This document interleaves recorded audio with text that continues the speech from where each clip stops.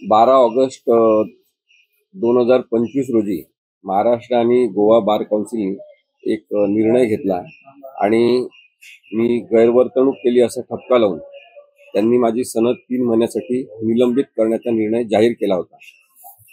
उद्धव बाळासाहेब ठाकरे यांनी जी एक सभा ठेवलेली होती शिवसेनेतर्फे, त्याच्यामध्ये पक्षांतर बंदी संदर्भातील निर्णय किंवा पक्षांतर्गत वादाचा निर्णय या संदर्भात निर्णयाची शहानिशा, चिकित्सा आणि विश्लेषण सोप्या भाषेत लोकांसमोर मांडावं असं मला उद्धव ठाकरे साहेबांनी सांगितलं.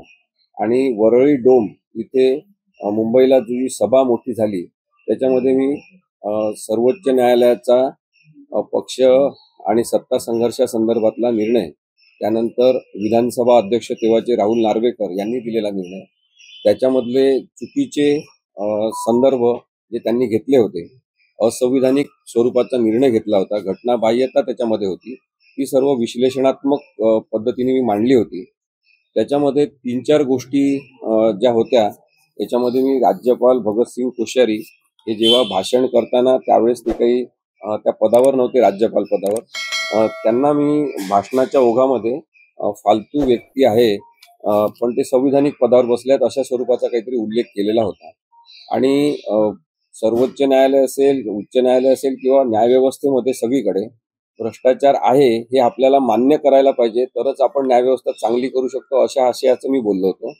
आणि राहुल नार्वेकरांनी विधानसभा अध्यक्ष म्हणून सर्वोच्च न्यायालयाच्या विश्वासाचा विश्वासघात केला असं सुद्धा मी सांगितलं होतं.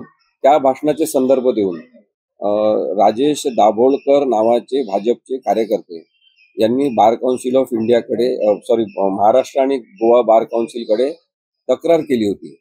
आणि त्या तक्रारीची दखल घेऊन महाराष्ट्र गोवा बार काउन्सिलनी माझी सनद निलंबित करण्याचा निर्णय घेतला. तो निर्णय मुळातच चुकीचा आहे असं मी सातत्याने त्यांना सुद्धा सांगितलं, तक्रारदार जे आहेत त्यांना सुद्धा सांगितलं. तक्रारदार राजेश दाभोळकर हे काही माझे क्लायंट नाही, म्हणजे माझे ते अशील नाही, त्यांची काही केस माझ्याकडे नाही, त्यांचे कोणतेही आर्थिक व्यवहार माझ्यासोबत नाही, तरी सुद्धा काही अधिकार क्षमता म्हणजे लोकल स्टँडिंग नसताना त्यांनी माझी तक्रार केली हीच मुळात दखलपात्र होत नाही असं सुद्धा सांगितल्यावर हा निर्णय माझ्या विरुद्ध झाला. त्या निर्णयाला बरेच काही कंगोरे आणि संदर्भ असू शकतात असं माझं मत आहे. परंतु तरी सुद्धा निर्णय झाला आणि त्यानंतर बार काउन्सिल ऑफ इंडियाकडे मला अपील करावं लागलं. त्यानुसार अपील केल्यानंतर त्याच्यावर प्रायमरी स्वरूपात disciplinary committee bar council of India यांनी निर्णय घेतला आणि 17/11/2025 म्हणजे काल त्यांनी निर्णय घेतला. आणि महाराष्ट्र गोवा बार काउन्सिलनी 12 ऑगस्ट 2025 रोजी घेतलेल्या निर्णयावर बार काउन्सिल ऑफ इंडियानी तात्पुरती स्थगिती दिलेली आहे. पुढील तारीख असेपर्यंत ही स्थगिती आहे असं त्यांनी सांगितलेलं आहे आणि पुढील तारीख नंतर ते मला कळवतील असं सुद्धा कळवलेलं आहे. तर बार काउन्सिल ऑफ इंडियाची जी शिस्तपालन समिती आहे त्यांनी प्रथम दर्शनी अपील करता म्हणजे माझं मत हे बरोबर आहे असं दिसते असं सुद्धा नमूद केलेलं आहे लेखी स्वरूपात. आणि हे स्पष्टपणे सांगितलेलं आहे की बॅलेन्सिंग जे कायद्याचं किंवा न्यायाचं आहे ते माझ्यातर्फे आहे आणि त्यामुळे याच्यावर स्टे देणं हे संयुक्तिक राहील असं मत त्यांनी मांडलेलं आहे. याबद्दल मी चेअरमन बार काउन्सिल ऑफ इंडियाचे एस प्रभाकरण सिनियर ॲडव्होकेट आहेत, मेंबर अपूर्व कुमार शर्मा हे सुद्धा सिनियर ॲडव्होकेट आहेत आणि मेंबर TS अजित हे ॲडव्होकेट आहेत. या तिघांचे सुद्धा मी मनापासून आभार मानतो. त्यांनी जे उल्लेख ज्या ऑर्डरमध्ये केलेला आहे की व्यावसायिक गैरवर्तणूक स्वरूपाची चूक माझी झाली का याबाबत विश्लेषण करण्याची गरज आहे असं त्यांनी स्पष्टपणे नमूद केलेलं आहे. याबद्दल सुद्धा मी त्यांचे आभार मानतो. कारण की या प्रकरणामध्ये मलाच नाही तर अनेक वकिलांना, महाराष्ट्रातल्या अनेक वकिलांना, अनेक निवृत्त न्यायाधीशांना, उच्च आणि सर्वोच्च न्यायालयातल्या सुद्धा अनेक न्यायाधीशांनी मला फोन करून सांगितलं की हा निर्णय तर अत्यंत अतार्किक स्वरूपाचा आहे. त्यानंतर महाराष्ट्रातल्या अनेक सामान्य माणसांना हे लक्षात आलं की अशा प्रकारे गैरवर्तणुकीचं प्रकरण नसताना, व्यावसायिक गैरवर्तणूक नाही, इतर स्वरूपाची सुद्धा गैरवर्तणूक नाही, तक्रारदाराला तक्रार करण्याचा सुद्धा तसं पाहिलं तर अधिकार नाही, तरी सुद्धा हा निर्णय दिला. याच्याबद्दलचं दुःख अनेकांनी व्यक्त केलं.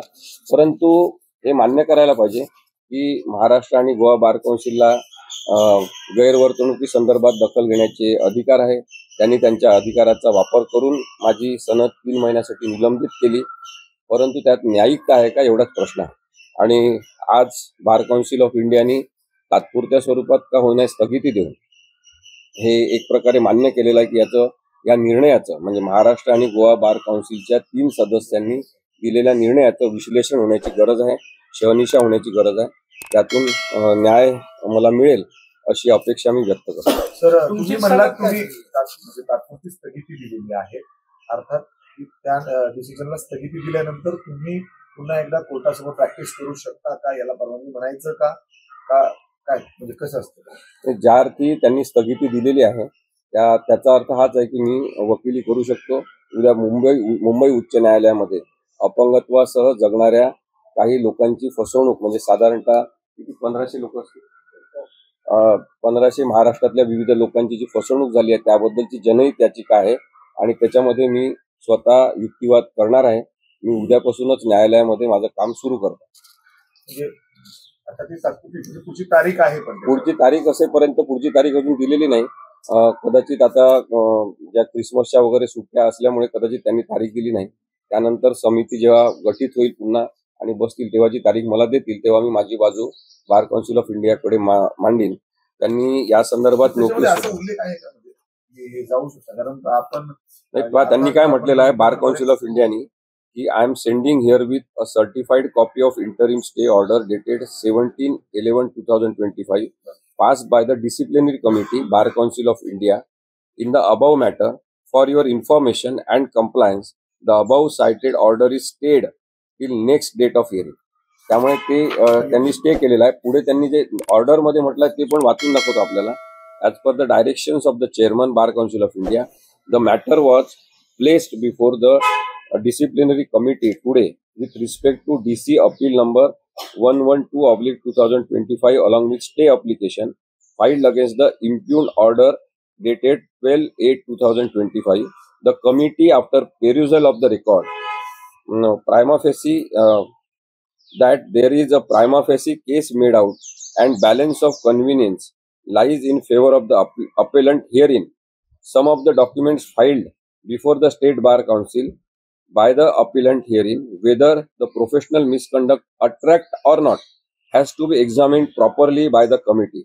Therefore, at this juncture, the operation of the impugned order dated 12/8/2025 passed by the Bar Council of Maharashtra and Goa is hereby stayed.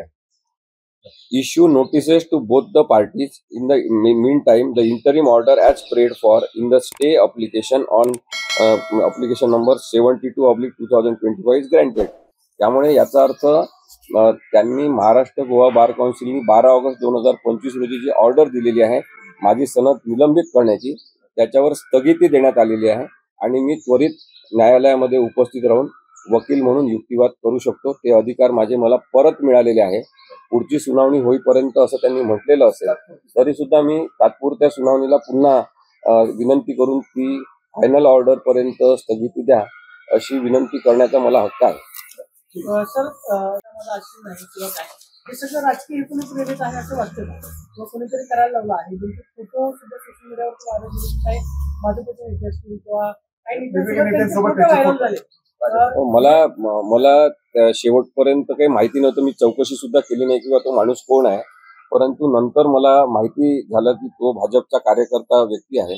मी जसं सुरुवातीला जेव्हा प्रेस घेतली तेव्हा सांगितलं होतं की प्रथम दर्शनी त्याच्याकडे बघितल्यावर मला तो वकिली करणारा वकील आहे असं काही वाटत नव्हतं आणि ते सत्य निघालं. तो एक भाजपचा कार्यकर्ता आहे. त्यामुळे तशा प्रकारच्या नेत्यांशी त्याचे संबंध आणि संपर्क आहेत. त्यावरून राजकारण याच्यामध्ये आहे असं सर्वसाधारणपणे महाराष्ट्रात सगळेजण बोलायला लागले होते आणि ते खरं सुद्धा असू शकते. परंतु त्याच्यापेक्षा मला जास्त महत्वाचं हे आहे की बार काउन्सिल ऑफ महाराष्ट्र आणि गोवा यांनी खरोखर गैरवर्तणुकीची एक अत्यंत चांगली व्याख्या केली पाहिजे. सरसकट कोणी काही व्याख्या करायची आणि गैरवर्तणूक काहीतरी ठरवायची अशा प्रकारची मोकळीक नसली पाहिजे. आणि जे गैरवर्तणूक करणारे आहे त्यांच्यावर कारवाई झाली पाहिजे. मी गैरवर्तणूक केलेली नाही असं माझं स्पष्ट मत आहे. नाही पण मग हा जो व्यक्ती होता त्या अशी तुमच्याकडे त्याची केस नाही काय नाही तरी तो अशा पद्धतीने तक्रार करू शकतो हे चालू शकतो. काय आहे की इतर स्वरूपाची गैरवर्तणूक असं जे मोघम स्वरूपात म्हटलेलं आहे त्याचा गैरफायदा घेऊन त्या व्यक्तीने तक्रार केलेली असेल असं मला वाटते. तरी सुद्धा प्रक्रियेच्या स्वरूपात अशा लोकांना कायदेशीर तरतुदींचा गैरवापर करण्याची मुभा देणं हे यानंतर टाळलं पाहिजे आणि जे खरोखर दोषी असतील त्यांच्यावर कारवाया झाल्या पाहिजे. वकिली व्यवसायाचं शुद्धीकरण झालं पाहिजे, पवित्रता जपली पाहिजे, व्यवसाय हा व्यवसाय म्हणून राहिला पाहिजे. यासाठी बार काउन्सिल जे काही काम करणार असतील त्यांच्यासोबत मी सुद्धा काम करायला तयार आहे. परंतु सुटी काहीतरी खुली एक स्वरूपाची व्याख्या ज्यांना आपल्या मर्जीप्रमाणे वाटेल त्याचा अर्थ काढायचा असं कायद्यात कोणत्याच नसलं पाहिजे. नाही पण मग बार काउन्सिलवर दबाव होता सोशल रद्द करण्यासाठी. मला ते माहिती नाही बार काउन्सिलवर दबाव होता की काय, पण अशा पद्धतीचा जो निर्णय दिलेला आहे तो निर्णय मूलभूतरित्या चुकीचा आहे असं जर सामान्यातल्या सामान्य माणसाला वाटत असेल तर बार काउन्सिल ऑफ इंडिया असेल, bar council of Maharashtra and Goa असेल, सगळे वकील असतील, सगळ्यांनीच विचार करायला पाहिजे की न्यायिकता जपली पाहिजे, पारदर्शकता असली पाहिजे आणि प्रक्रिया जी आहे ती अत्यंत स्वच्छ आणि व्यवस्थित असली पाहिजे, तरच मग त्या न्यायाला अर्थ राहील.